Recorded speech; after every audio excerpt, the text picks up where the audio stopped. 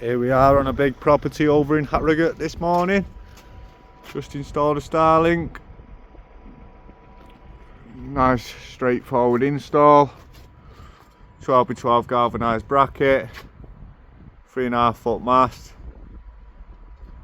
wired round, up and down the apex, down behind this downspout and in through a hole there. We've then backhauled out of that right the way round to that room over there, as it's a huge property and this client wanted major speeds absolutely everywhere. So we've also backhauled out, back up, back over,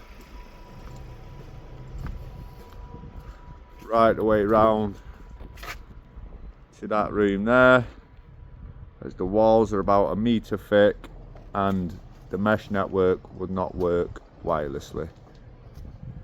So we've installed 2 hardwired cables plus the down lead from the dish, which has secured that 250 megabytes connection all throughout the property. This is Aaron and Phil, professional Starlink installation.